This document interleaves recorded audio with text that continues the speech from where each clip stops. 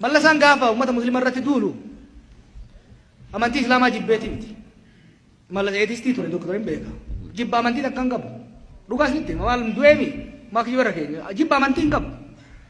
Amantii islaamaa illee ummaa isa hin goone. Sheekonni hedduun inuu isa jala turte. Dhugaami. Garuu maaliifi dubbii amantii fidee akkamitti fidee isinitti himan? Akkamitti fidee isinitti fakkaatu waan hin quba qabuufi 2007 irraa kaaseetiin quba qaba. Akkamitti fidee Somaaliyaa tana waliin dha'ee Al-Shabaab illee isa uume. Waliin dha'ee amata 27 sababa isaaniitiin doolara kana guurrata. Gaafa kan Obaamaan kun gamna fuudhee Keeniyaa tana Ugaandaaf Somaaliyaa tana Ugaandaaf Keeniyaaf kenne. Sirriitti na dhaggeeffadha. Yoo jalaa kennu doolarri irraa cituu qofa osoo hin taane isaa Chaayinaa wajjin daansitti jira. Warri hidhaa kuni warra akka Oromoo kana faati eeggaree aangoo irraa na buusaa sodaate. Kanaafuu ashabbarii Itoophiyaa keessatti uumuu qaba ture. Akka doolarri itti fufuuf, akka jaallummaan Ameerikaa itti fufuuf. Lafaa ka'ee uummata musliimaa irratti amantii alagaa fidee fe'e. Yaadni isaa maali? Uummanni musliimaa hin lola. Dargaggeessi aaree ka'ee inni qawwee itti kenna ashabbarii Itoophiyaa keessatti uumuu barbaade. Itoophiyaa guutuu keessatti mika uumuu barbaade. Sochiin sun cimaa ka ture Finfinnee keessa, Tigraay keessa, Wallo keessa miti. Gaafa du'u deemu waan inni jedhe yaadadda paarlama irratti. Maqaan inni dhahe Arsiif baane Harargee sadeen kana dhahe. Maaliif? Oromoo addaan qooduuf kaayyoon isaa tokkoffaa biyya alaatirraa doolaara itti argachuu, lammaffaa warri alaa warri dhiyaa kun hin gargaaree yaadu warra Oromoo kana addaan qooduuf, warra alaa warra lixaa kanaan diina gochuuf. Amantii Rabbi nuu kenne. Amantii garagaraa gosa garagaraa Rabbi nuu uume kana balleessuu hin dandeenyu. Kun hin danda'amu kun. Amantii walii kabajuun, walii ulfeessuu Oromootti ani himu, uummata Baaleetti ani himu. Waliin as jiraattan. Wanni guddaan maal seetan? Dhimma amantii biyya jaaruuf, uummata walitti fiduuf, dhuunfaan immoo jannata ittiin lixuuf yoo ittiin hojjenne malee yoo qaawwafitti fidne addaan nu diiguudhaaf, addaan nu cabsuudhaaf itti fayyadaman. Waa'ee kantiibaa kaaftanii jirtan keessa isaan beeku. Ummata kiristaanaa kophatti dubbisuun rakkoo hin qabu dhiiroo kana dhaggeeffadha. Ummata musliimaa kophatti dubbisuun rakkoo hin qabu anuu dubbisaatiin oola. Qees Balaay beekan, Raayyaan beeka.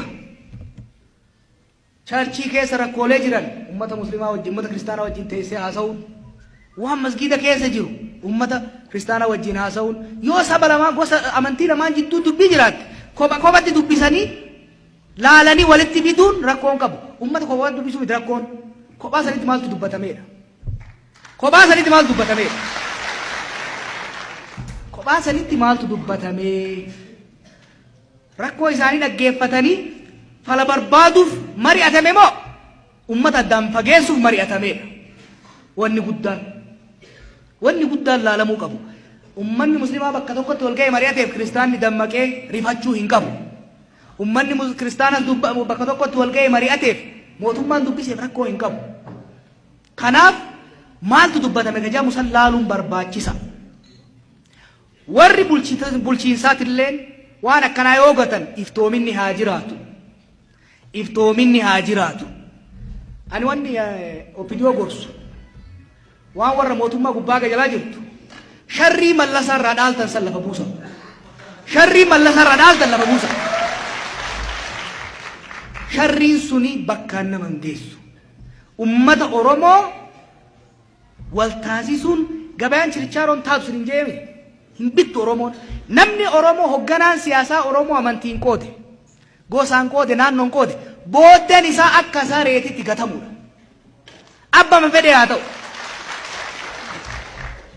Kanaaf warri hoggansallee waan hojjettan keessatti iftoominni maali? In politics, perception sometimes is more important than reality. Wanni namni se'u dhugaa caaluu dandeetti siyaasa keessatti. Kanaaf waan goota waliin mari'achaa, waan hawaasa walitti fidu, hayyoota amantii walitti dhiyeessaa deemuudha. Rakkoon Baalee keessa rakkoon amantii yoo jiraatu taate, wal shakkiin maalii yoo jiraate, hamii yoo jiraate, ana dhufee gattaa'ee hayyoota amantii wajjin, manguddoo wajjin naaf inni namni biraan jiru.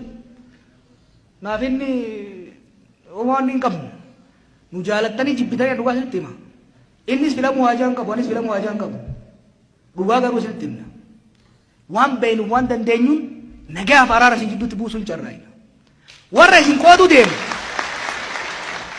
isin qooduu deemu saaxila baafna kanarraa maysina haati warra shawaati kiristaan warri isaanii abbaan kiyyaarsi islaam harargattiin guddate sinitti immoo waan tokko an gaafa ijoollummarra waan ayyaadan akaakayyuun kennaan gafti gagara warra shawaa gammachuu bulli jaaniin kun maammoo tufaa jaaniin maammat tufaa jaaniin kana warri baalee ragaa baatan waan godhan beektu gaafa namni du'e kaaya baasaniimi kaaya maal jettaniin kan namni waggaa geessan kana kaaya kana yoo baasan amma kiristaanni xiqqaa yoo ta'e yoo taaziyaan mana muslimaa taate sangaa walqixaa dhundhumaan lakkaayanii qaluu yaalan lakkiinu nama shanii nyaanneen finnu edhetti warri shawaa san miilarratti kufee korbeessa takkaatu maalessa qalata gaafa warra keenya ka tuulamaa biras dhayi harsiin nama sadii dhaqa nama shanfaa dhaqaami akkasumatti warri sunillee dhundhumaan godha ani gaafa sanillee sharrii qaba waan an godhu beektu waxii kana ka islaamaa kiristaana wadheen kopha kophatti distii waluma biratti koyti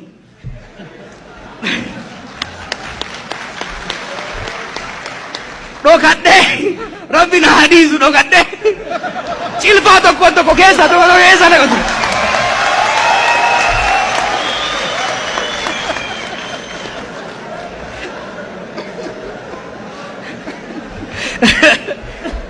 kanaaf dhagaya warri baala irratti olola akkasii of warri mootummallee keessattuu warri mootummaa sadarkaa olaanaa jiran reefu haasaa turre namoota wajjin mootummaan ummata hin beeyne ummata bulchuu hin dandeettu cal'isaniituma waan jedhameef ka'anii fiiguun barbaachisaa miti wal saa amantii dhiisee odoo wal ajjeechan amantiillee dhufe homaa miti deebinee fayyamna gumaan murannee fidha malee oromoon addaan hin qoodamu manguddoon tokko hajalii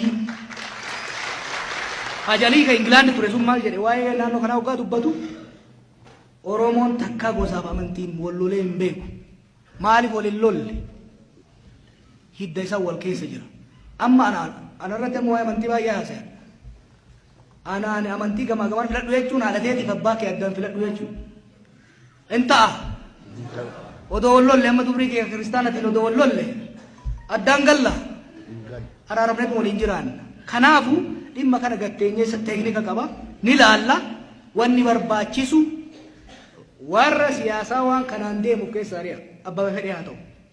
Hayyuu dubbiin jalan galto kan jedhan sun kan akkanaa kana obbo Joor ammallee rabbi umrii keessan nuuf haa dheeressu ilmaan Oromoo sheer waliif godha diinonni keenya kana agarraan kutaa fi amantaan wal addaan nu qoodurraa qusachuu qaban. Tole egaa kabajamtootaa fi daawwattoota keenya waan hamma ammatti nu waliin turtaniif guddaa galatoomaa isiniin jecha amma qophii biraa qabannee isinitti dachaa nutti nagaatti nuuf turaa isiniin jenna.